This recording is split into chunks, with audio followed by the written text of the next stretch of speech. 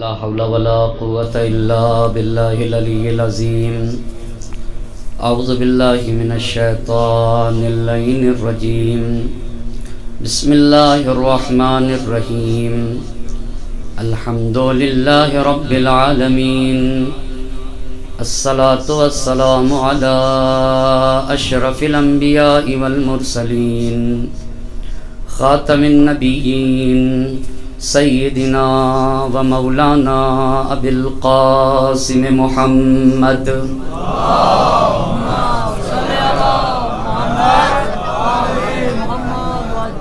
وعلى اہل بیتہ الطیبین الطاہرین المعصومین ولعنۃ اللہ علی اعدائہم اجمعین. اما بعد فقد قال اللہ سبحانہ تبارک و تعالی فی کتابہ الحکیم وقولہ الحق. بسم اللہ الرحمن الرحیم. ان اللہ اشتری من المؤمنین انفسهم واموالهم بان لهم الجنہ یقاتلون فی سبیل اللہ. صلوات پڑھتے بر محمد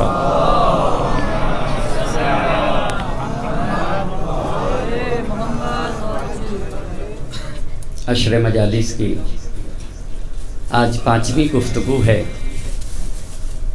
اور عنوان سخن قرار دیا گیا ہے کربلا گام بگام. اس عنوان پہ گفتگو کرنے کے لیے قرآن کریم کے جس آیے شریفہ کو پڑھنے کا شرف حاصل کیا ہے اس میں اللہ صاحبان ایمان جو راہ خدا میں اصلاح کی غرض کی خاطر نکلتے ہیں اور اللہ سے ہی معاملہ کرتے ہیں ان کے بارے میں قرآن کہہ رہا ہے ان اللہ اشتری من المؤمنین انفسهم واموالهم. اللہ نے مومنین سے ان کے نفس اور ان کے اموال کو خرید لیا ہے. بِأَنَّ لَهُمُ الْجَنَّةِ نفس کے مقابل میں اموال کے عوض میں انہیں جنت دی ہے. مگر یہ صاحب ایمان یقاتلون فی سبیل اللہ راہ خدا میں قتال کرتے ہیں, جہاد در راہ خدا کرتے ہیں. فَيَقْتُلُونَ وَيُقْتَلُونَ جب راہ خدا میں جہاد کرتے ہیں تو یا وہ قتل کریں گے یا قتل کیے جائیں گے. وَعَدًا عَلَيْهِ حَقًّا فِي التَّوْرَاةِ وَالْإِنْجِيلِ وَالْقُرْآنِ. یہ اللہ نے توریت و انجیل و قرآن میں وعدہ دے رکھا ہے. وَمَنْ أَوْفَى بِعَهْدِهِ مِنَ اللَّهِ اور اللہ سے زیادہ وعدے کی وفا کرنے والا دوسرا کون ہو سکتا ہے. فَاسْتَبْشِرُوا بِبَيْعِكُمُ الَّذِي بَایَعْتُمْ بِهِ. اے صاحبان ایمان اگر تم نے اللہ سے ایسا معاملہ کیا ہے کہ اپنے نفوس کو خدا کی بارگاہ میں لٹا دیتے ہو, اپنے مال کو راہ خدا میں دیتے ہو اور اس کے بدلے جنت لیتے ہو, تو یہ معاملہ کسی اور سے نہیں ہے, خدائے وحدہ لا شریک سے ہے. فَاسْتَبْشِرُوا بِبَيْعِكُمُ الَّذِي بَایَعْتُمْ بِهِ. ایسے معاملے پہ اور ایسا معاملہ تجھے مبارک ہو اس لیے کہ معاملہ خدائے وحدہ لا شریک کے ساتھ ہے. اور پھر اس کے بعد جو لوگ معاملہ کرتے ہیں نا اصلاح کے لیے نکلتے ہیں, سماج اور معاشرے میں اچھائیوں کو پھیلانے کے لیے نکلتے ہیں اور برائیوں کے خاتمے کرنے کی کوشش کرتے ہیں, وہ کیسے ہوتے ہیں؟ قرآن کہہ رہا ہے کہ مصلح کیسا ہونا چاہیے. التائبون العابدون الحامدون السائحون الراکعون الساجدون. وہ عابد ہیں, وہ حامد ہیں, تائب ہیں, عابد ہیں, حامد ہیں, سائح یعنی ہر شے میں خدائے وحدہ لا شریک کو دیکھتے ہیں. الراکعون، اور رکوع میں جا کر کہتے ہیں سبحان ربی العظیم و بحمدہ، سجدے معبود میں اپنے سر کو رکھ کے کہتے ہیں سبحان ربی الاعلی و بحمدہ۔ اتنی منزلوں پہ فائز ہونے کے بعد اب نکلتے ہیں اصلاح کی خاطر، الآمرون بالمعروف، ہمیں تو امر بالمعروف کرنا ہے، امر بالمعروف کرنا، اس پہ توجہ کرنے کی ضرورت ہے۔ پہلے معروف کو پہچاننا ہوگا، پھر امر بالمعروف سمجھ میں آئے گا۔ پہلے منکر کو جاننا ہوگا، پھر نہیں انل منکر سمجھ میں آئے گا۔ بس دو لفظوں میں بات کو کہہ کے آگے بڑھ جاؤں گا، معروف کسے کہتے ہیں تاکہ امر بالمعروف سمجھ میں آئے۔ میں کہاں مصلحین امر بالمعروف کہتے ہیں، شہید مرتضیٰ مطہری رحمۃ اللہ علیہ نے اپنی کتاب حماسِ حسینی میں یہ بات لکھی ہے کہ معروف کسے کہتے ہیں، ہر وہ کام جس سے اسلام کو، بشریت کو، انسانیت کو، مسلمان کو فائدہ پہنچ جائے اسے معروف کہا جاتا ہے۔ ہر وہ کام جس سے اسلام کو، مسلمان کو، بشریت کو، انسانیت کو فائدہ پہنچ جائے اسے معروف کہا جاتا ہے، اور ہر ایسے کام کی طرف بلا دینا امر بالمعروف ہے۔ میں تھوڑا سا رک کر اس بات کو تو کہہ سکتا ہوں، یہ بہت بڑا پیغام ہے امر بالمعروف، اتنا اہم انہوں نے اس کتاب میں لکھا ہے کہ اتنا اہم پیغام ہے کہ حسین اسی امر بالمعروف کے لیے زہرا کے لال نے اپنا گلا کٹایا ہے۔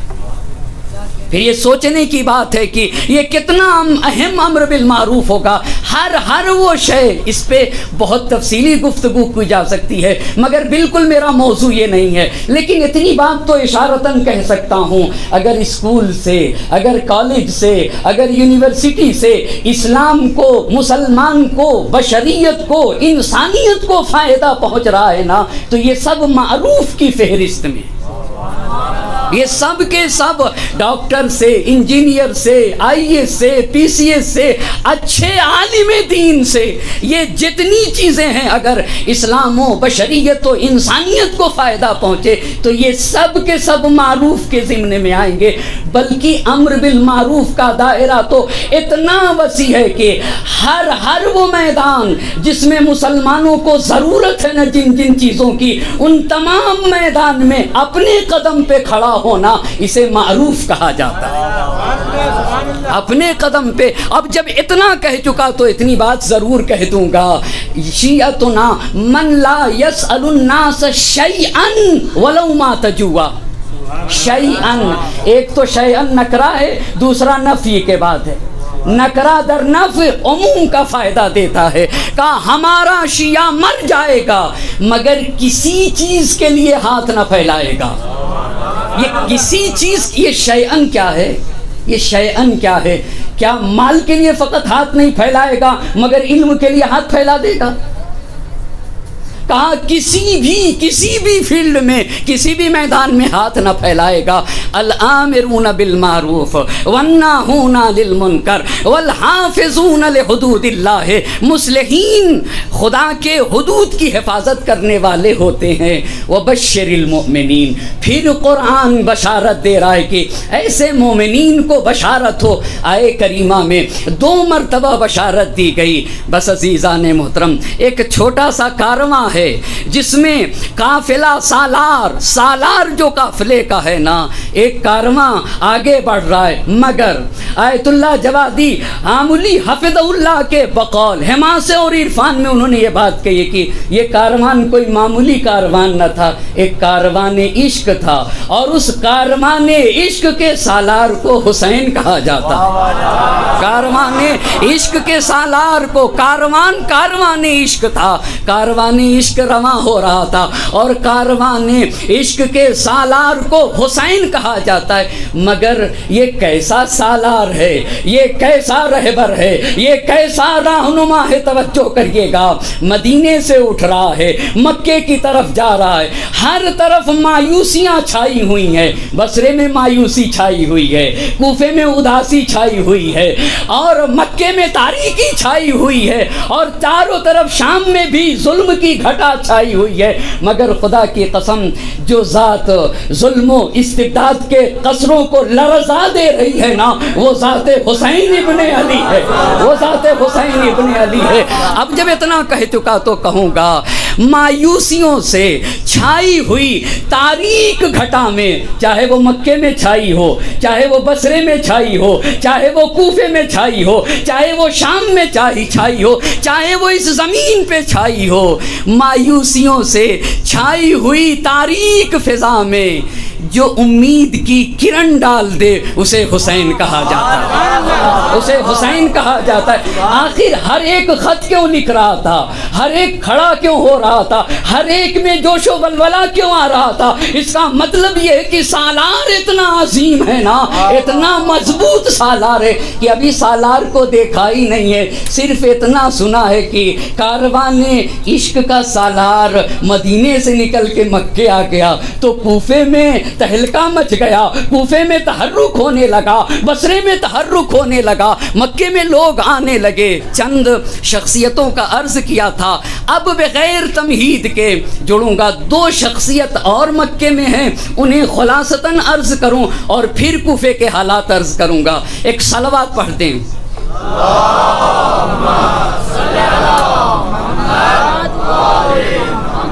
اب میں اپنی گفتگو سے بالکل جڑا ہوا ہوں۔ امام علی مقام جب نکلنا چاہ رہے تھے مکہ چھوڑ کے تو محمد حنفیہ کی جو امام علی مقام کے بھائی ہیں، دو مرتبہ ملاقات ہے امام حسین علیہ السلام سے۔ پہلی ملاقات مدینے میں ہے جس میں وہ تفصیلی وصیت نامہ لکھ کر امام علی مقام نے اپنے بھائی محمد حنفیہ کے نام دیا ہے، لیکن دوسری ملاقات بھائی 3 شعبان سن 60 ہجری کو مکہ پہنچ چکے امام علی مقام، اور 8 ذی الحجہ کو مکے سے روانگی ہے، 4 مہینے کچھ دن مکے میں ہیں امام علی مقام، 3 شعبان اور 8 ذی الحجہ، اور مدینے میں وہ وصیت نامہ سے پرد کر کے نکلے ہیں۔ اتنے میں ابھی حج کا موقع بھی ہے، عمرے کا بھی وقت ہے، محمد حنفیہ آئے تاکہ 2 کام ہو سکے، عمرہ بھی انجام دے سکیں اور اپنے بھائی سے ایک مرتبہ پھر خدا حافظی کر سکیں۔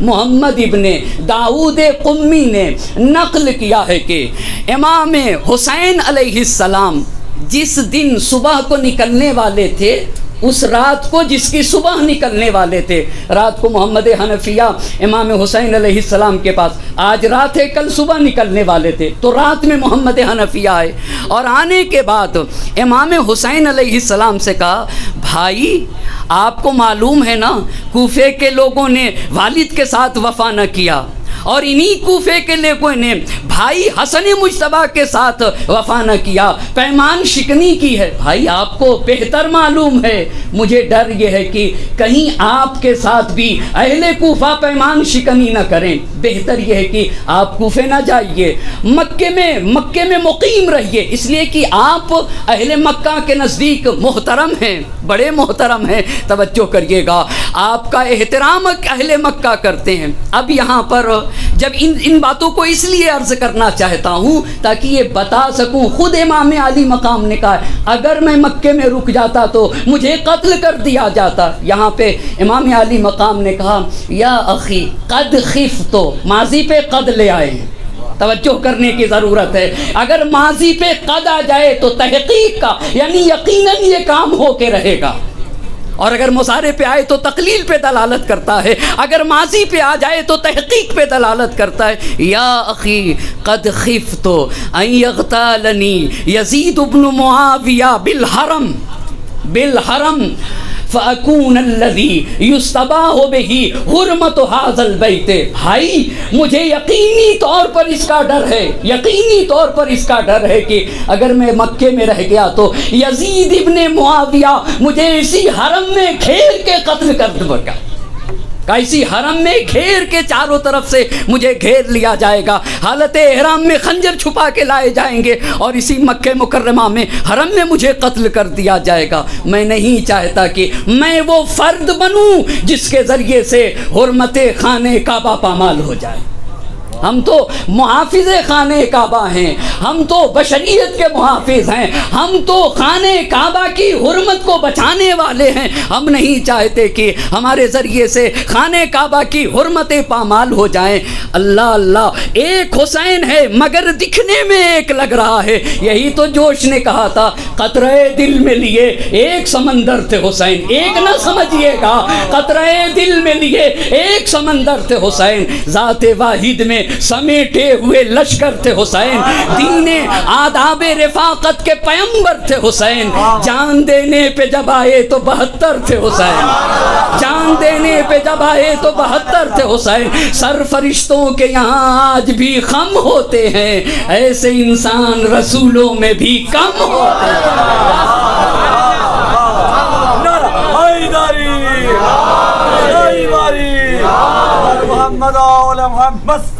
کیسا تحرک ہے، کیسا تحرک ہے عظمت سید الشہداء کو۔ تو بھائی اگر آپ مکے میں نہیں رہنا چاہتے، خدا کی قسم محمد حنفیہ کے میں الفاظ اگر پڑھوں نا تو عجیب الفاظ سید الشہداء کے لیے، انت کنفسی و روحی و کبیر اہل بیتی۔ بھائی آپ میرے نفس ہیں، میری جان ہیں، میری روح ہیں، انت کبیر اہل بیتی، آپ ہمارے خاندان کے چشم و چراغ ہیں۔ اگر آپ چلے گئے تو نور امامت سے یہ کائنات محروم ہو جائے گی۔ اگر مکے میں آپ کے جان کا خطرہ ہے تو بھائی یمن چلے جائیے، یمن میں، اور اگر دیکھیے تو صحرا اور بیابان میں کسی ایسی جگہ کو تلاش کر لیجئے میرے بھائی جہاں آپ کی جان بچ جائے۔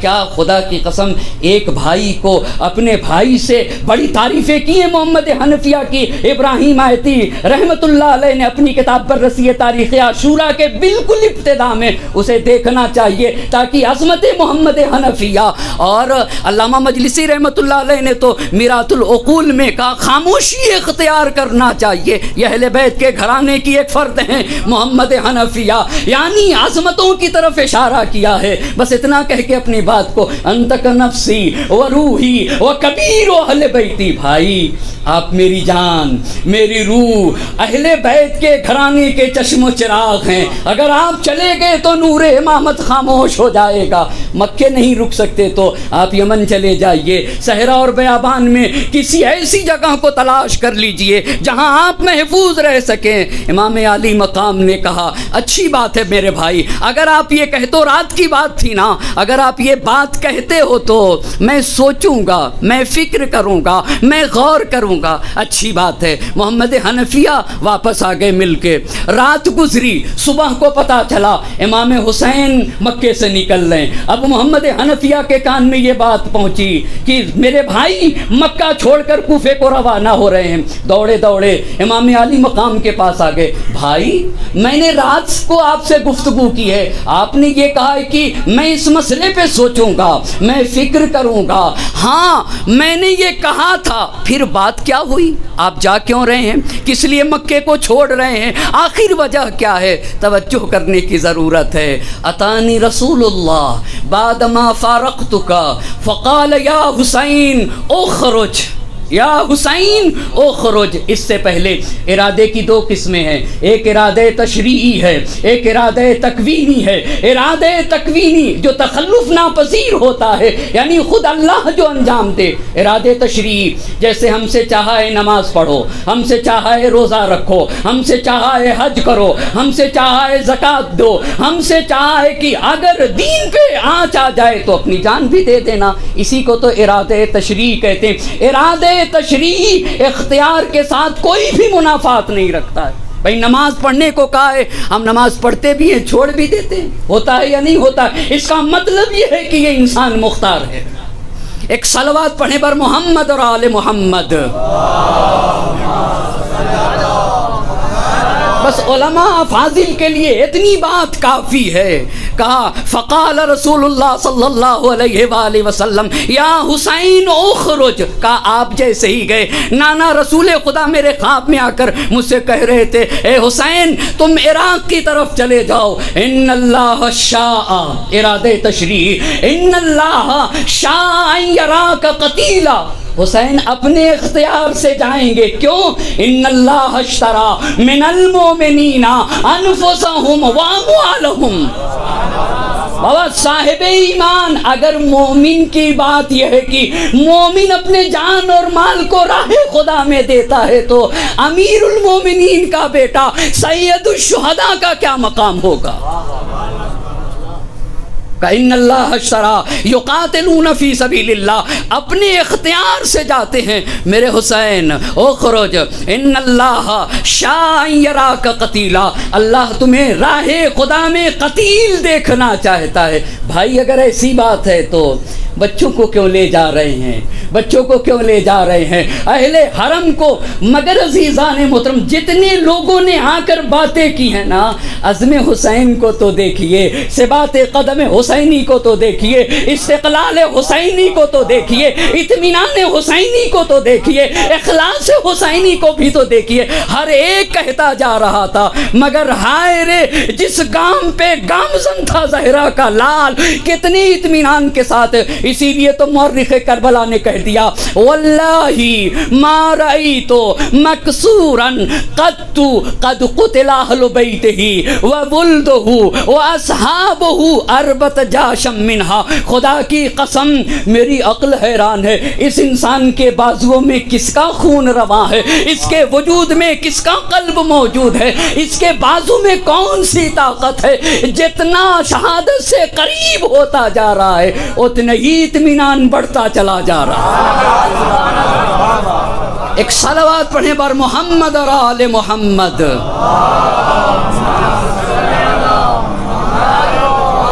کہ کیسا یہ انسان ہے، عقل حیران ہے. اور یہی بات کوفے میں جب آپ کی بہن زینب کبریٰ نے خطبہ پڑھا ہے تو مورخ کربلا نے کہا ہے کہ میں دیکھ رہا تھا کہ میرے پاؤں لرز رہے تھے اور میں کہہ رہا تھا کہ علی کی بیٹی آپ سچ کہہ رہی ہیں، نہ آپ کے گھر کو، نہ آپ کے جوانوں جیسا کوئی جوان ہے، نہ بوڑھوں جیسا کوئی بوڑھا ہے، نہ بچوں جیسا کوئی بچہ ہے. خدا کی قسم نہ آپ ذلیل ہو سکتے ہیں، نہ کبھی ذلیل و رسوا کیا جا سکتا. ایسے عزم و استقلال کے ساتھ بھائی بچوں کو، خواتین کو، اہل حرم کو. تو امام علی مقام نے کہا ان اللہ قد شاء ان یراہن سبایا، اللہ انہیں اسیر دیکھنا چاہتا ہے. ایک بات کہہ دوں واضح نہ ہو سکے گی، اللہ انہیں اسیر دیکھنا چاہتا ہے.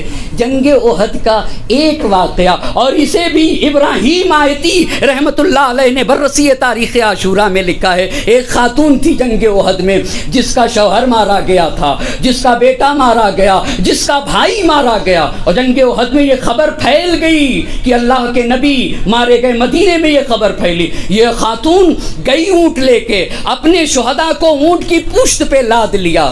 اور جب ادھر سے آنے لگی، ادھر سے پیغمبر کی کوئی بیوی جا رہی تھی، راستے میں دونوں سے ملاقات ہو گئی. پیغمبر کی بیوی نے اس خاتون سے پوچھا کہ احد میں کیا خبر ہے؟ کہتی ہے بڑی خوشی کی خبر ہے. جس کا بھائی مارا گیا ہو بہت توجہ کرنے کی ضرورت ہے. جس کا بھائی مارا گیا ہو، جس کا شوہر مارا گیا ہو، اور جس کا خود کا شوہر اور بھائی مارا گیا ہو، یہ سارے مارے گئے ہوں. وہ کہہ رہی بڑی خوشی کی خبر ہے. کہا اس سے بڑی خوشی کی خبر اور کیا ہو سکتی ہے؟ اللہ کا نبی زندہ ہے. بہت توجہ کریے گا، اللہ کا نبی زندہ ہے، اللہ کا نبی زندہ ہے. اما یہ ایک بت پرست خاتون تھی، اوس و خزرج کے گھرانے کے رہنے والی خاتون تھی، مگر نبی اور علی کے زیر سایہ جب پروان چڑھ جاتی ہے نا تو اس کا ایمان یہاں تک پہنچتا ہے، جذبہ فداکاری یہاں تک پہنچتی ہے. کہا ہر چیز چلی جائے مگر نبی بچنا چاہیے. تو زینب کے ایمان کا کیا اندازہ ہوگا، زینب کے ایمان کا کیا اندازہ ہوگا، زینب کے ایمان اور اخلاص کا کیا اندازہ ہوگا. جو عصمتوں کے حصار میں پلتی ہے نا اسی کو تو زینب کبریٰ کہا جاتا ہے، اسی کو تو زینب کبریٰ کہا جاتا ہے. تو یہ تو کہیں گے نا ما رأیت الا جمیلا، ہم ہمارے ہاتھ رسن سے بدھ جائیں یہ جمیل ہے، اگر رسن میں ہمارے ہاتھ بدھتے ہیں مگر نام محمد مصطفیٰ بچ جائے، توحید پروردگار بچ جائے، شریعت محمد مصطفیٰ بچ جائے۔ جب ایک بت پرست کی جذبہ فداکاری یہاں تک پہنچتی ہے تو جو پنجتن پاک کے حصار میں پل جائے اس خاتون کے ایمان کا کیا عالم ہوگا، حسین کے ایمان کا کیا عالم ہوگا، اخلاص حضرت ابی الفضل عباس کا کیا عالم ہوگا، کیسے کیسے سرما اپنے ساتھ لے آئے تھے، جس کا ایک مسلم ایک طرف ہوگا 500 کی فوجیں ایک طرف ہوں گی، ایک مسلم اکیلا ایک طرف ہوگا، ایسے ایسے سرما کو زہرا کے لال ان اللہ قد شاء یراہن سبایا، اللہ انہیں اسیر دیکھنا چاہتا ہے۔ دوسری ملاقات کو چھوڑ دیتا ہوں، صاحبان علم ہے، عمر ابن عبد الرحمن کی ملاقات ہے، مگر امام نے کہا ہے کہ میں نے تو عزم محکم کر رکھا ہے، مجھے تو جانا ہے، تمہاری بات ٹھیک ہے۔ وقد علم تو صرف ان کا جملہ پڑھ دوں، ان کے جواب میں میرے امام نے کہا تھا وقد علم تو انک مشیت بنصح وتکلمت بعقل ومہما یقضى من امر یکن، جو خط تقدیر میں لکھ دیا گیا ہے وہ ہو کے رہے گا، ہو کے رہے گا۔ اخذت برأیک او ترکتہ، چاہے تمہاری رائے پر عمل کروں یا چھوڑ دوں، لیکن فإنک عندی احمد مشیر، ہاں تم اچھے مشورہ دینے والے ہو، وانصح ناصح، میں سمجھ رہا ہوں کہ تم خیر خواہ ہو، مگر حسین کو تو کوفے جانا ہے۔ اب یاد رکھیے گا میں یہاں تک جب لے کر آ گیا تو 3 شعبان کو مکہ مکرمہ میں پہنچے ہیں، 3 شعبان سن 60 ہجری کو مکہ مکرمہ میں پہنچے ہیں، اور 8 ذی الحجہ کو ابھی نکلنا چاہ رہے تھے۔ اتنے میں کوفے میں شیعہ نے علی ابن ابی طالب کو پتہ چل گیا کہ امام عالی مقام نے مدینہ چھوڑ دیا اور مدینہ چھوڑ کر مکہ مکرمہ چلے آئے۔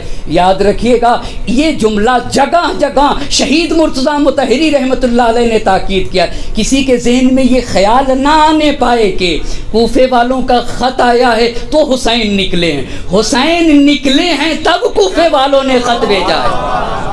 یہ بہت بڑی بات ہے، مکے آ کر متوجہ ہوئے کوفے والے کی حسین نے پرچم مخالفت بلند کیا ہے۔ ایسا نہیں ہوا ہے تاریخ میں کہ خط آئے ہوں تو حسین کی تحریک شروع ہوئی، نہیں، حسین کی تحریک شروع ہو چکی ہے تب کوفے والوں نے خط بھیجا ہے۔ اب آئیے شیعہ نے علی ابن ابی طالب، سلیمان ابن سرد خزائی کے گھر پہ کب جمع ہوئے؟ جب یہ پتا چلا کہ حسین مدینے سے نکل گئے اور مدینے سے نکلنے کے بعد مکہ مکرمہ میں تشریف لائے، اور ساتھ ساتھ یہ بھی پتا چلا کہ یہ خبر بھی مشتہر ہو گئی، عام ہو گئی کہ یزید معاویہ واصل جہنم ہو چکا ہے، اس کی جگہ کے اوپر یزید جیسا بد کردار آیا ہے، جس کو بڑے پیارے لفظوں میں یزید ابن مسعود نے کہا تھا شارب الخمور راس الفجور یدعی الخلافت علی المسلمین یتعمر علیہم بغیر رزم منہم ما قصر علم وقلت علم لا يعرف من الحق موطئ قدم، ایک قدم کے برابر جس کو حق کا علم نہیں ہے نا حق نہیں پہچانتا، ایسا آ گیا۔ اب یہ سوچنے لگے، توجہ کریے گا، 20 سال تک اب یہاں غور طلب باتیں ہیں، کچھ ایک صلوات کا سہارا دیں۔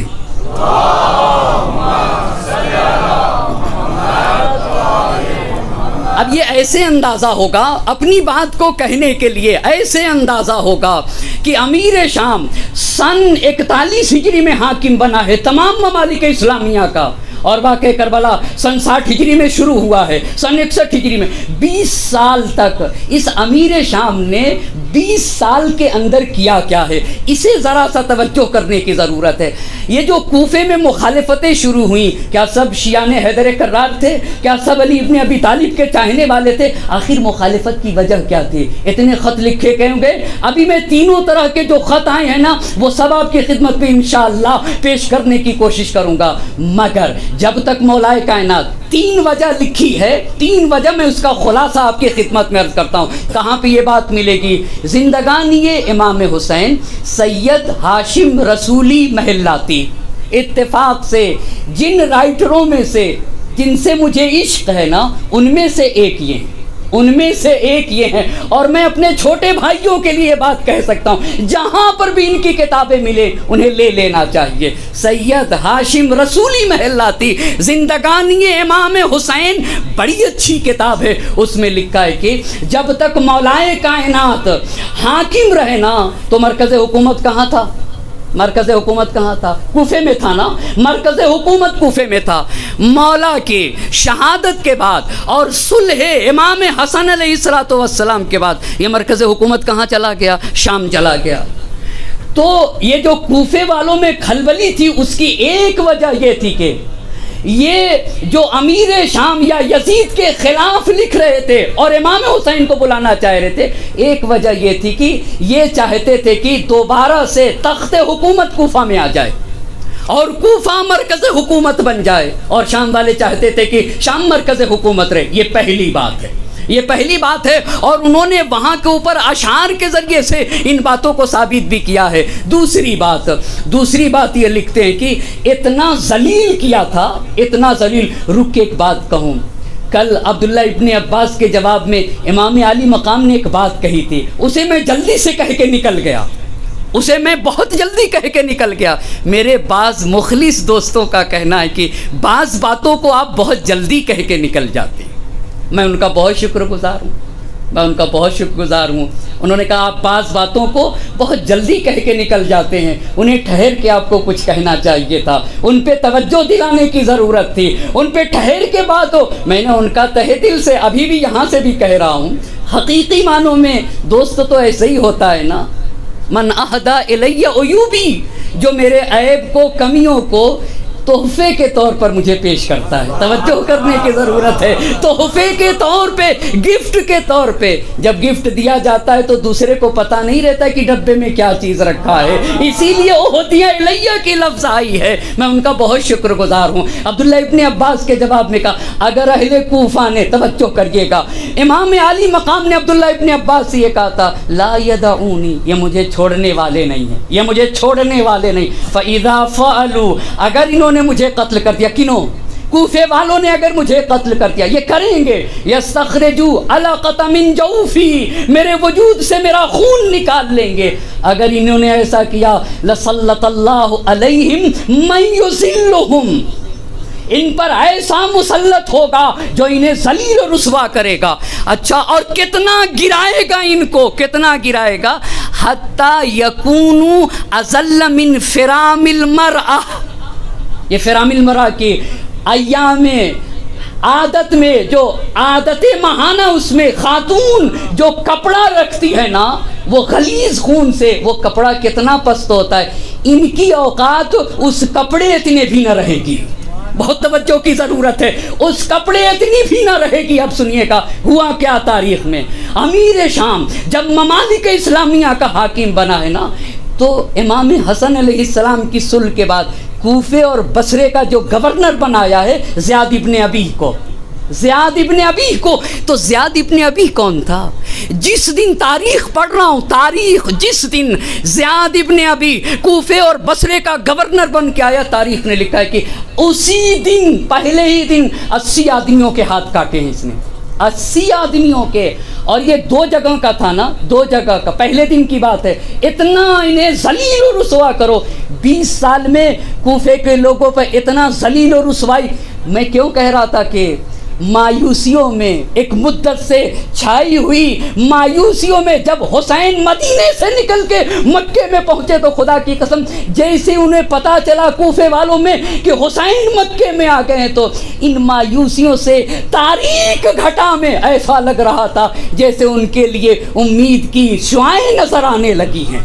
اب ہمیں نجات مل جائے گی بربریت سے، اب ہمیں نجات مل جائے گی ظلم و ستم سے، اب ہم عدل و انصاف اور چین کی سانس لینے لگیں گے۔ یہ نہیں، اس نے بصرے میں اپنا جانشین سمرہ ابن جندب کو رکھا تھا، وہ بھی اتنا ہی ذلیل اور خبیث انسان تھا۔ اس نے کیا کیا؟ پہلے ہی دن 47 حافظ قرآن کو قتل کیا، 47۔ اور جس مدت اس کا جانشین بنا رہا، کس کا جانشین؟ کس کا؟ زیاد بن ابی کا. بھئی یہ دو جگہ کا گورنر تھا نا، ایک کوفے کا دوسرے بصرے کا. جب کوفے میں آتا تھا تو اپنی جگہ کے اوپر کسے بیٹھاتا تھا؟ اسے سمرہ بن جندب کو بیٹھاتا تھا. یہ اتنا خبیث انسان تھا، جس مدت میں بھی اس کا جانشین رہا 80,000 لوگوں کو قتل کیا ہے. اس کے باوجود کوفے میں شیعان حیدر کرار بچ جائیں، معجزے کے علاوہ کچھ نہیں کہا جا سکتا. بہت توجہ کی ضرورت ہے.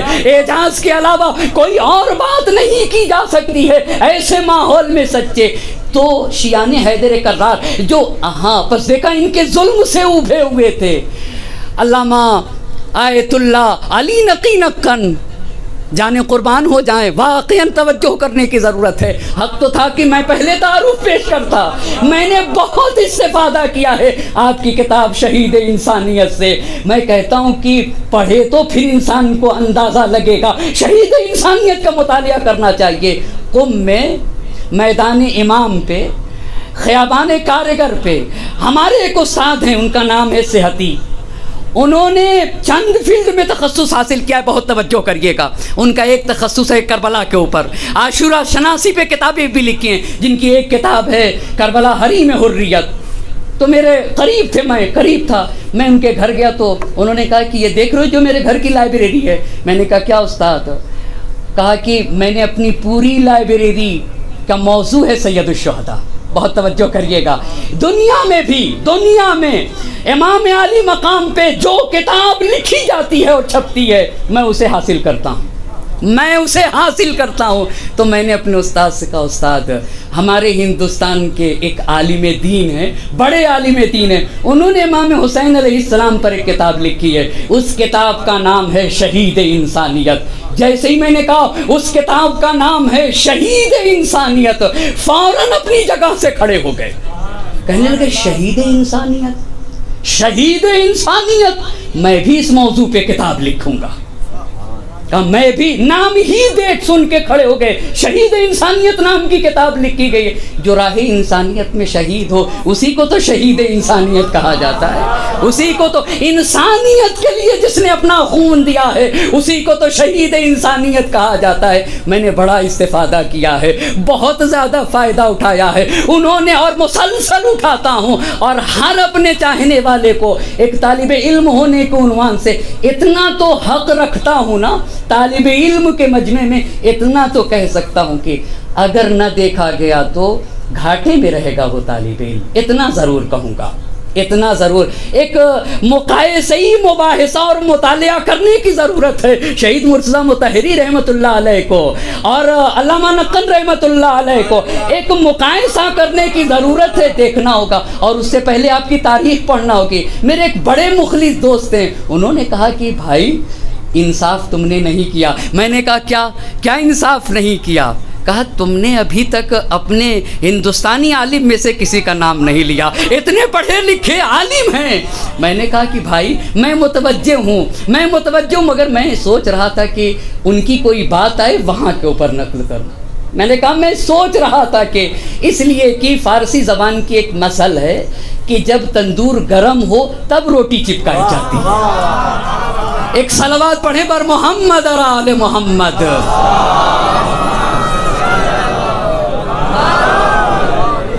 ایک اور صلوات پڑھ دیں بر محمد اور آل محمد.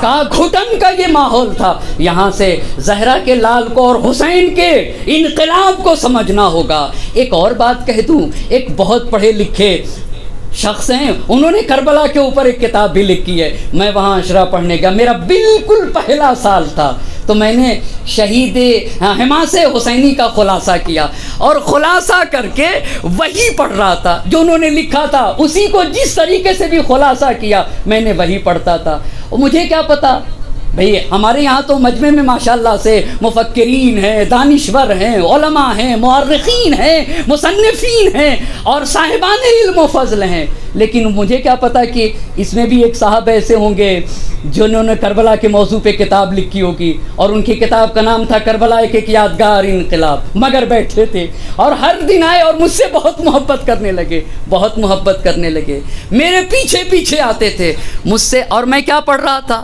میں تو صرف ان کی کتاب کا خلاصہ کر کے جا کے پڑھ رہا تھا۔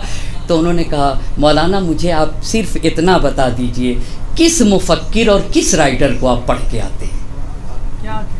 کتاب لکھا ہوا انسان تھا، میں ایک چھوٹا سا طالب علم تھا۔ یہاں سے حوضے کی عظمت کو سمجھنا چاہیے، یہاں سے حوضے کی عظمت کو سمجھنا چاہیے۔ پھر انہوں نے ایک جلسہ رکھا یونیورسٹی کے پروفیسروں کے ساتھ، کوئی لسانیات کا پروفیسر تھا، خدا کی قسم میں نے اس دن سمجھا حوضہ کتنی بڑی نعمت کا نام ہے۔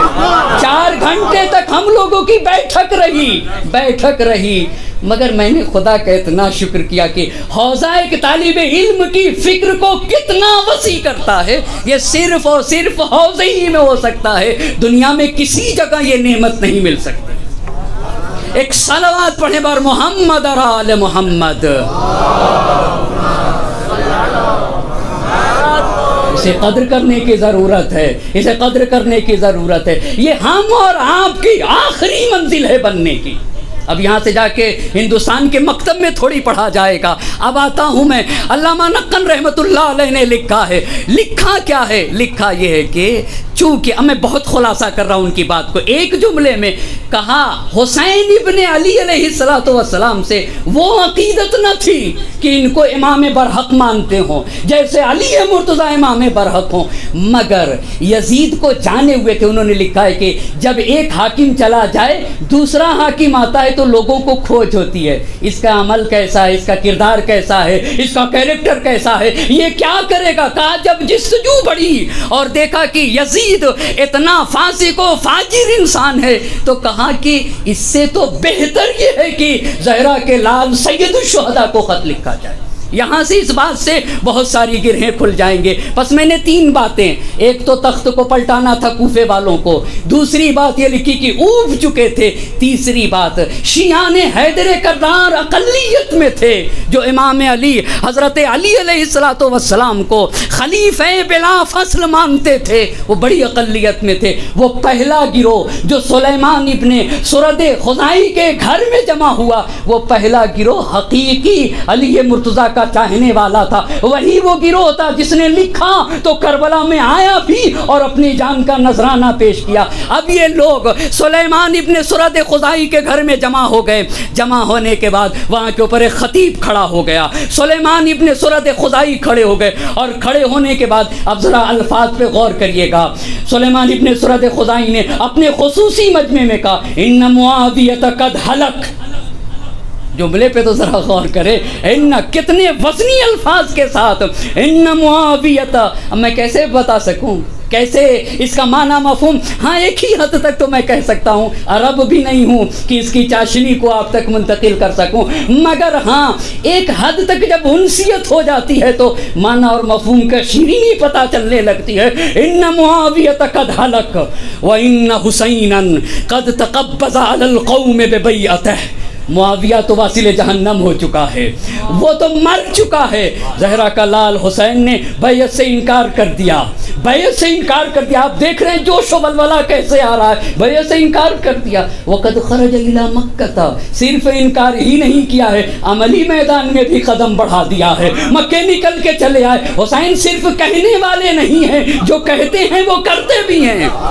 حسین صرف کہنے والے نہیں ہیں۔ قد خرج الی مکہ وانتم شیعتہ و شیعت ابی ہے، دیکھو تم ان کے بھی شیعہ ہو، ان کے والد کے بھی شیعہ ہو۔ انکم ان کنتم تعلمون انکم ناصروہ و مجاہدو عدوہ، دیکھو اگر تم ان کی مدد کر سکتے ہو، یہ پہلی تقریر ہو رہی ہے کوفے میں، اگر تم حسین کی مدد کر سکتے ہو اور ان کے دشمنوں سے لڑ سکتے ہو، فَأَعْلِمُوهُ، کھڑے ہو کر اعلان کرو، اپنی نصرت کا اعلان کرو۔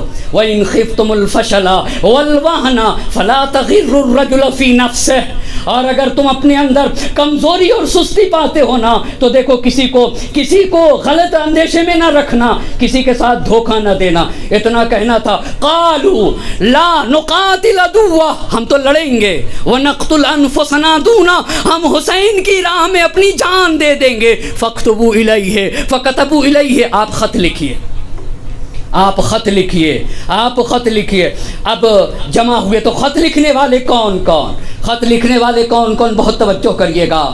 سلیمان ابن سرد خزائی، مسیب ابن نجمہ، رفاع ابن شداد، حبیب ابن مظاہر اور دیگر مخلصین شیعان امیر المومنین جو کوفے میں تھے، انہوں نے خط لکھا۔ خط کے الفاظ پہ ذرا غور کرنے کی ضرورت ہے۔ فالحمدللہ الذی، آپ ذرا غور تو کریں، یہ خط کے الفاظ بتا دیں گے کہ کن کن باتوں کی طرف ماحول کیسا تھا، فضا کیسی تھی، کتنی گھٹن کا ماحول تھا۔ خط میں لکھا جا رہا ہے، ایک صلوات پڑھ دے بر محمد اور آل محمد۔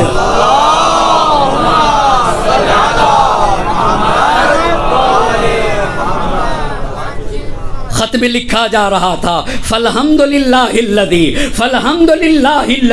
قسم عدوک جبار العنید، تمام تعریفیں اس خدا کے لیے۔ حسین کے نام خط لکھا جا رہا تھا۔ معاویہ کو کس لفظ سے یاد کیا ہے؟ جبار العنید۔ تمام تعریفیں اس خدا کے لیے جس نے آپ کے سرکش، ستمگر، ظالم دشمن کی ناک رگڑ دی ہے۔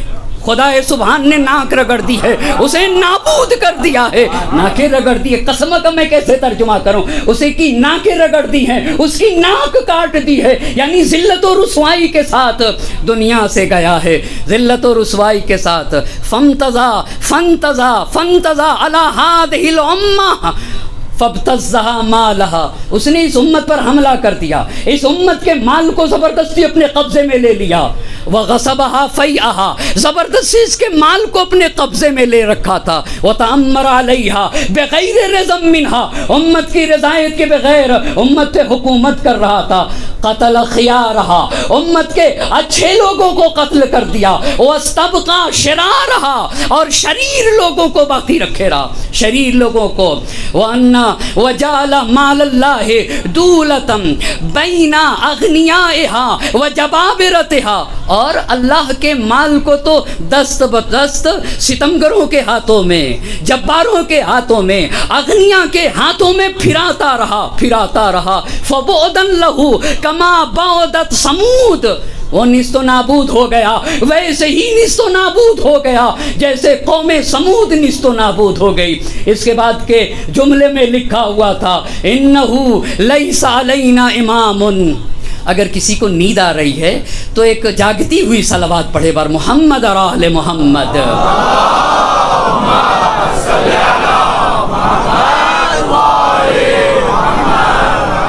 ایک اور صلوات پڑھ دیں بر محمد اور آل محمد۔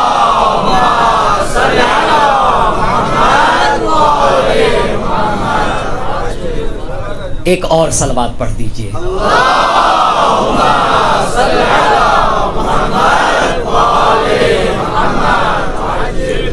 بہت بڑی میری کمزوری یہ ہے کہ میں چاہتا یہ ہوں کہ مطالعہ، میں ہمیشہ سوچتا رہتا ہوں کہ طلاب ہیں، علماء ہیں، فضلاء ہیں، ذویل احترام ہیں، ایک لمحہ بھی ان کا ضائع نہ ہو۔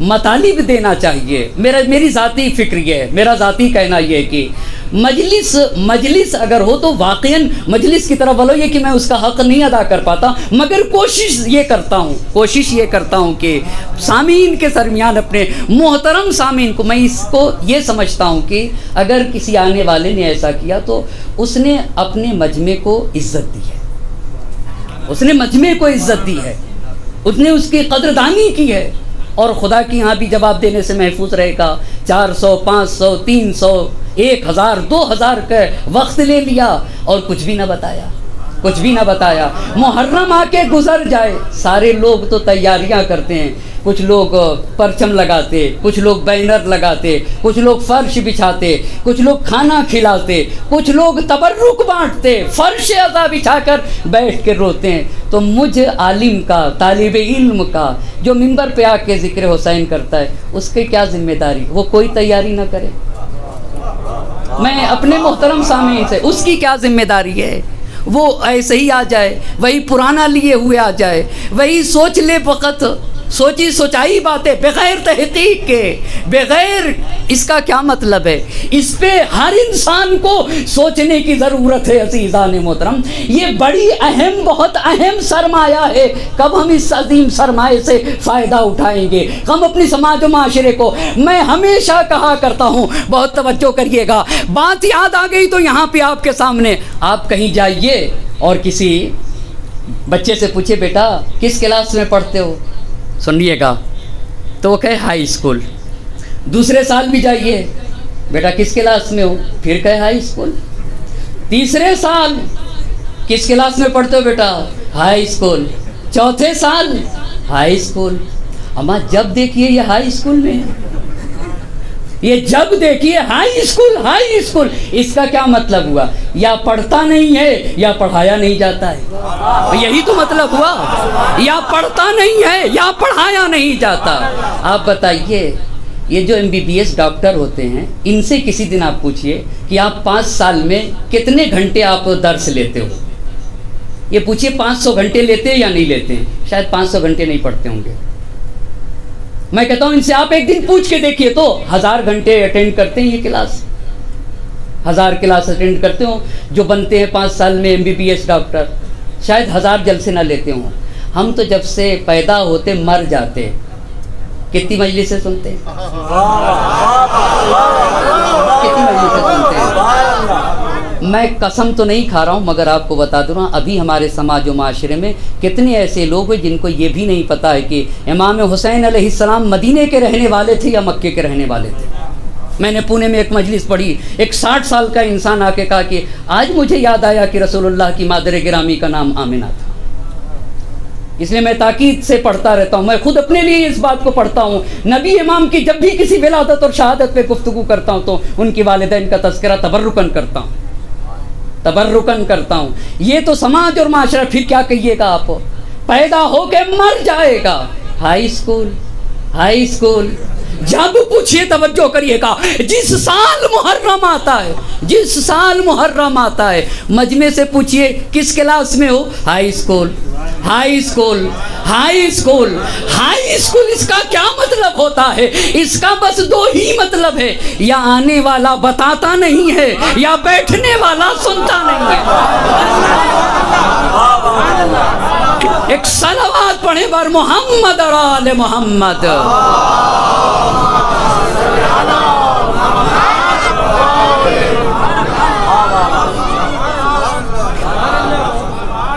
एक सलवात पढ़ दें बर मोहम्मद और आले मोहम्मद।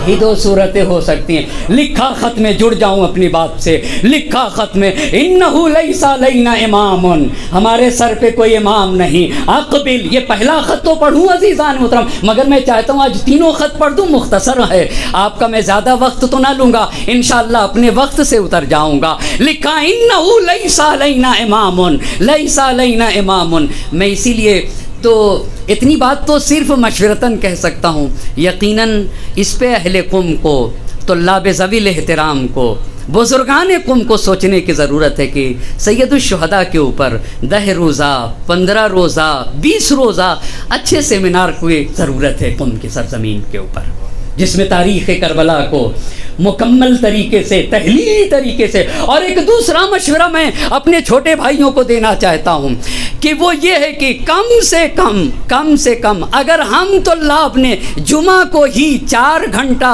सैयदुश्शुहदा को दे दिया जाए। मैं जोड़ रहा था अपने घर के ऊपर कि क्यों न जुमे को 5 घंटा मुबाहिसा रखा जाए सिर्फ और सिर्फ सैयदुश्शुहदा के ऊपर, तो साल भर में पूरी तारीख़ करबला पढ़ डालेगा एक तालिब इल्म।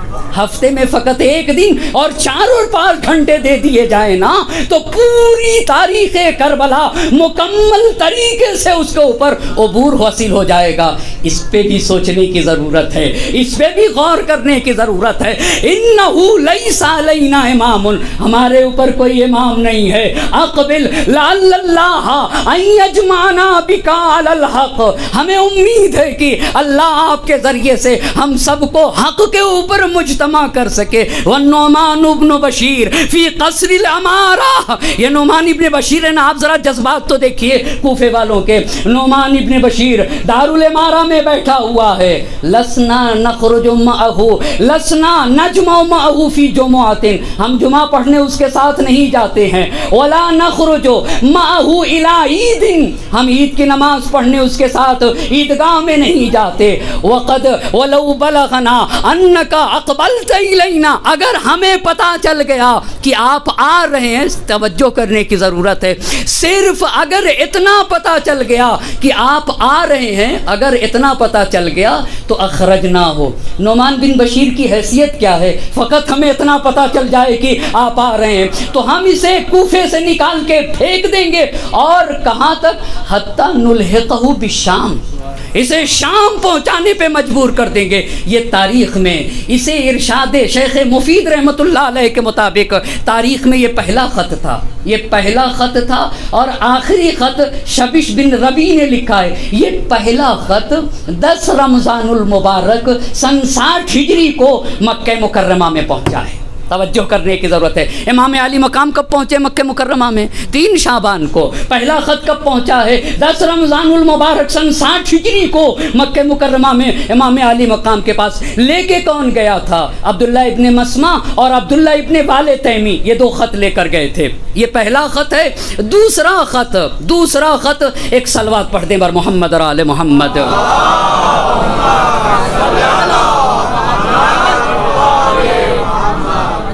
دوسرا خط 2 دن کے بعد, بات میری ناقص رہ جائے گی, 2 دن کے بعد تبری نے لکھا ہے کہ 2 دن کے بعد, اس پہلے خط کے 2 دن کے بعد 53 عرض داشتیں تھیں جس پہ 1 2 3 4 لوگوں کے دستخط تھے. مگر ارشاد شیخ مفید نے لکھا ہے 150 خط تھے جس پہ 1 1 2 2 3 3 4 لوگوں کی دستخطیں تھی. پس تبری نے کیا لکھا ہے؟ کتنے خط تھے؟ 53.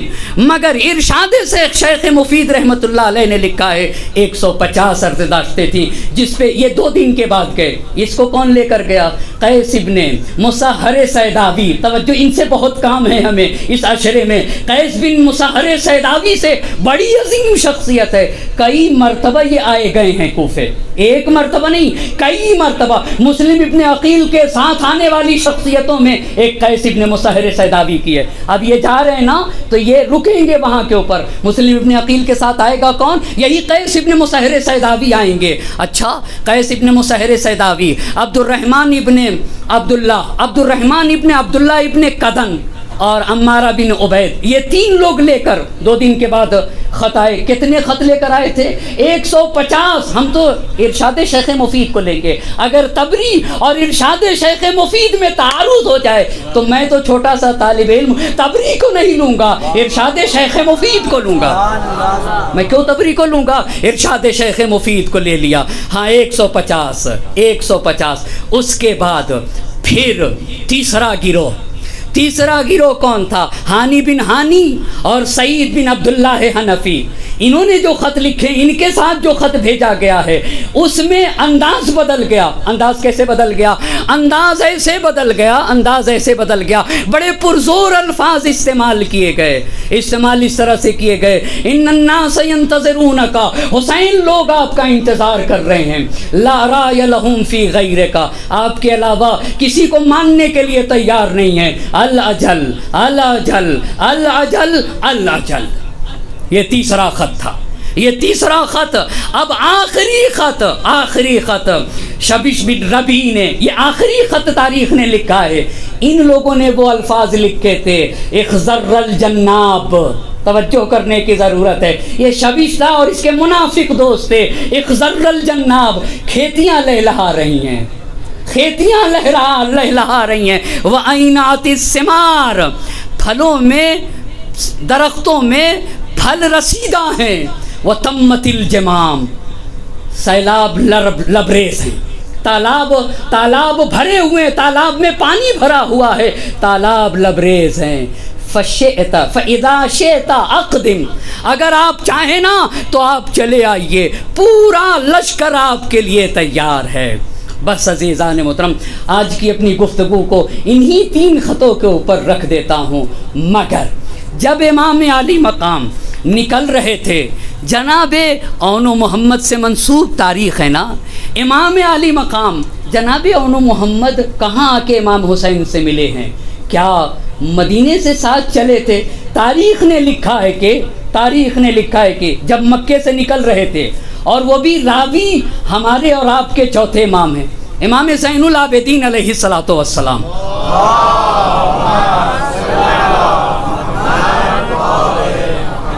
راوی امام زین العابدین علیہ السلام ہے۔ کہا جب ہمارا کارواں مکے کے باہر پہنچا تو عبداللہ ابن جعفر طیار نے اپنے دونوں بیٹے اون و محمد کے ذریعے سے ایک خط دے کر بھیجا، جس میں عبداللہ ابن جعفر طیار نے یہ کہا تھا کہ امام علی مقام سے کہ آقا آپ واپس آ جائیے، میں اپنے بچوں کے ذریعے سے ان خط کو بھیج رہا ہوں، اور آپ کو خط ملے تو آپ واپس چلے آئیے، اور میں بھی پیچھے آ جا رہا ہوں۔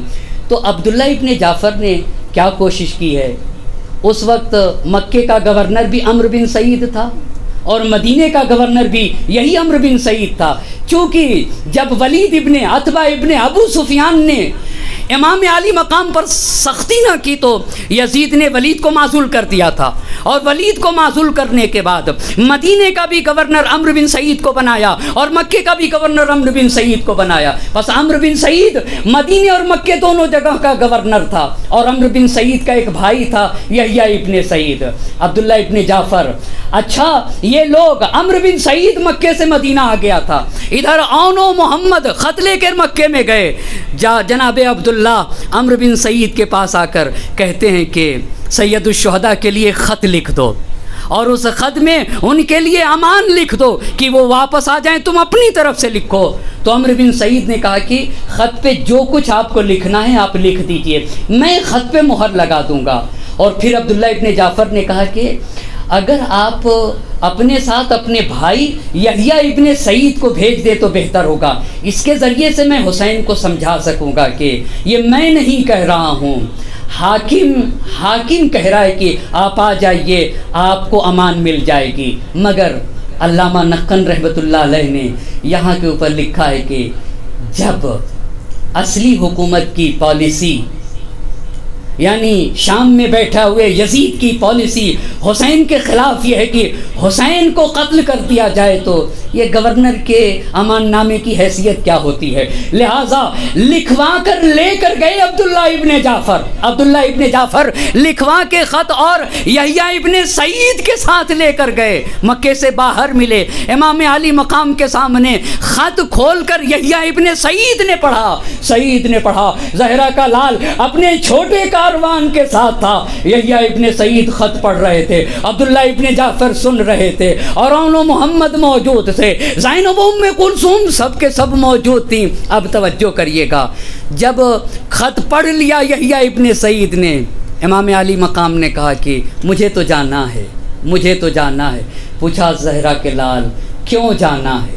یہاں کے اوپر ایک ایسا جواب دیا، کہا جب تک مر نہ جاؤں گا میں کسی کو بتا نہیں سکتا، میں نے خواب میں اپنے نانا رسول خدا کو دیکھا ہے، انہوں نے مجھ سے کہا ہے کہ حسین تمہیں اس کام کو ضرور انجام دینا ہے۔ کہا میرے نانا نے ایک ایسے امر کا حکم دیا ہے جسے میں چھوڑ نہیں سکتا، میں تو جا کے رہوں گا۔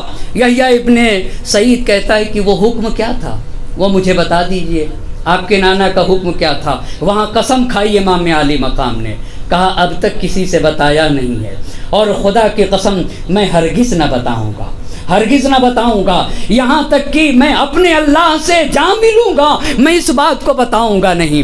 جب دیکھا کہ عبداللہ ابن جعفر جب مایوس ہو گئے تو واپس ہوئے یحییٰ ابن سعید کے ساتھ، مگر ارشاد شیخ مفید نے لکھا ہے کہ اپنے دونوں بچوں سے کہا کہ میرے بچوں محمد تم آقا کے ساتھ رہنا، آقا کے ساتھ تاکید کی ہے عبداللہ ابن جعفر نے، تم آقا کے ساتھ رہنا، اپنی جان قربان کر دینا، سپر بن جانا سید الشہداء کے لیے، یہ تو عبداللہ ابن جعفر کا کردار تھا۔ ایک بہن بھی تو حسین کے ساتھ ساتھ چل رہی ہے۔ محرم کی 5 تاریخ ہے، کربلا میں مقتل سے نزدیک ہو رہا ہے حسین کا قافلہ۔ کتنی گہری محبت ہے بھائی بہن میں۔ اجرکم اللہ، اللہ کسی غم میں نہ رلائے سوائے غم سید الشہداء کے۔ جگہ جگہ میں نے الفاظ پڑھے ہیں، تاریخ کے الفاظ پڑھے ہیں، کتنی گہری محبت تھی۔ حسین سو رہے تھے، دروازے کے سوراخ سے سورج کی کرن حسین کے جسم اقدس پہ پڑ رہی تھی، تو ایک بہن جا کر آگے کھڑی ہو گئی، میرے بھیا کے جسم پہ کرن پڑ رہی ہے سورج کی۔ ایسی محبت ہے بھائی بہن میں، ایسی محبت ہے۔ جب حسین زینب کے پاس آتے تھے، زینب اپنے پورے وجود سے کھڑی ہو جاتے تھے، اور جیسے ہی زینب حسین کے پاس آتے تھے، مورخین نے لکھا ہے قرآن کی تلاوت کرتے ہوتے تھے تو قرآن لے کے کھڑے ہو جاتے تھے۔ شہزادی زینب کبریٰ کا یہ مقام تھا، اجرکم اللہ۔ اسی لیے جب مدینے سے حسین کا قافلہ نکل رہا تھا، ایک مرتبہ زینب عبداللہ کے پاس آ گئی، عبداللہ میرا ماں جایا جا رہا ہے، میرا ماں جایا جا رہا ہے، میں اپنے ماں جائے کے ساتھ جانا چاہتی ہوں۔ اے عبداللہ، میرے بھیا حسین نے کہا ہے کہ زینب تمہاری گردن پہ عبداللہ کا حق ہے، میرے ساتھ چلنا ہے، عبداللہ سے اجازت لینا ہوگی۔ عبداللہ نے کہا زینب اگر آقا لے جا رہے ہیں نا تو میں کون ہوتا ہوں۔ اجرکم اللہ۔ ایک بہن اپنے بھائی کے ساتھ ساتھ چلی، 2 محرم کو سرزمین کربلا پہ قافلہ پہنچ گیا۔ ایک مرتبہ امام کی بہن ام کلثوم نے کہا بھیا اس زمین پہ تو میرا دل گھبرا رہا ہے، میرا دل گھبرا رہا ہے، عجب ہو کا عالم ہے، بھیا اگر ہو سکے تو یہاں سے چلیے۔ حسین نے خاکے کربلا اٹھا لی، ایک مرتبہ سونگ لیا، بہن اس کی زمین سے تو میرے خون کی بو آ رہی ہے۔ اجرکم اللہ۔ شب عاشور آ گئی، شب عاشور آ گئی، عمر سعد سے گفتگو تمام ہو گئی۔ اجرکم اللہ۔ اللہ کسی غم میں نہ رلائے سوائے غم سید الشہداء کے۔ کربلا کے میدان میں ہر فرد یہ چاہ رہا تھا حسین بچ جائیں، ہم قربان ہو جائیں۔ اب یہاں کے اوپر جب یہ معاملہ طے ہو گیا، زینب نے پوچھا بھیا کل کیا قربانی کے دن ہے؟ حسین نے کہا ہاں میری بہن زینب، کل قربانی کا دن ہے، ہم سب راہ خدا میں قربان ہو جائیں گے۔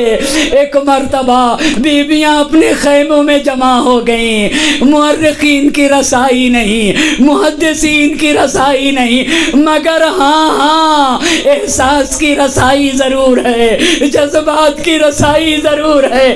ہر بی بی اپنے گود کے بالوں کو اپنے سامنے بیٹھ کے یہ کہہ رہی تھی اے میرے بچوں، ارے کل قربانی کا دن ہے۔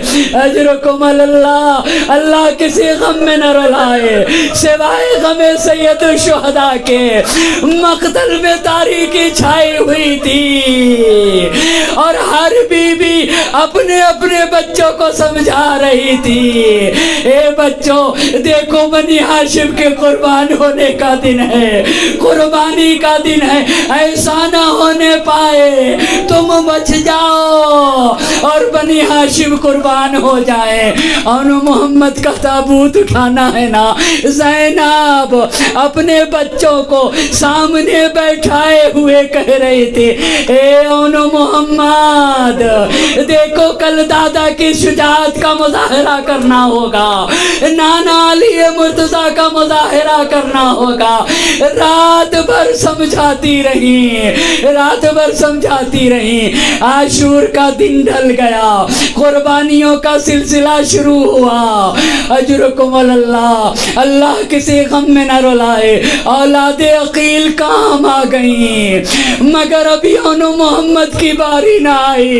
ایک مرتبہ علماء نے لکھا ہے زینب بھائی کے سامنے آ کے کھڑی ہو گئی، اپنے سر کو نہرا کے کھڑی ہوئی۔ زینب سے حسین نے کہا بہن کیا کہنا چاہتی ہو؟ میری بہن کہنا کیا چاہتی ہو؟ زینب نے کہا بھیا میرے بچوں کو مرنے کی اجازت دیجئے۔ ارے زینب نے اپنے بچوں کے مرنے کی اجازت مانگ لی۔ مقتل نے لکھا حسین نے اپنا سر جھکا لیا، خاموش ہو گئے۔ ایک مرتبہ آنو محمد کو اذن جہاد مل گیا، زینب خوش ہو گئی۔ اجرکم اللہ، اپنے بچوں کو سجا دیا اور سجانے کے بعد کہا اے آنو محمد، ارے جانا تو تم علی مرتضیٰ کے نواسے ہو، جعفر طیار کے پوتے ہو، علی و جعفر طیار کی شجاعت دکھا دینا۔ مقتل نے لکھا دونوں بچے آگے بڑھے، ایک بچہ میمنہ کی طرف گیا، دوسرا میسرے کی طرف آگے بڑھا۔ ایک مرتبہ جب ایک بھائی فرات کے قریب بڑھا، دوسرے بھائی نے کہا بھیا ارے سکینہ پیاسی ہے، بھیا فرات کے قریب نہ جانا، اصغر پیاسا ہے۔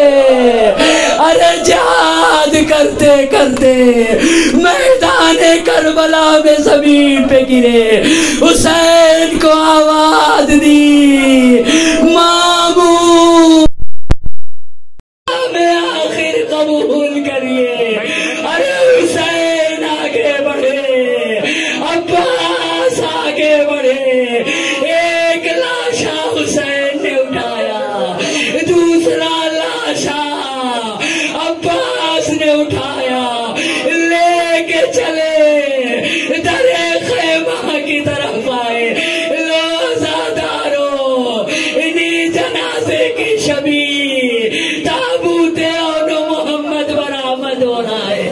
ارے زینب کو تعزیت پیش کریے، جیسے ہی لے کر آئے فضا نے زینب سے کہا شہزادی آنو محمد آ گئے۔ اجرکم اللہ، زینب نے کہا ارے میں نے واپس آنے کے لیے نہیں بھیجا تھا، مگر کیا دیکھا دونوں کا لاشا آیا تھا، ایک مرتبہ سر سجدہ خالق میں رکھ دیا۔ میرے اللہ تیرا شکر، میری امانتیں تیرے کام آ گئی۔ وَسَيَعْلَمُ الَّذِينَ ظَلَمُوا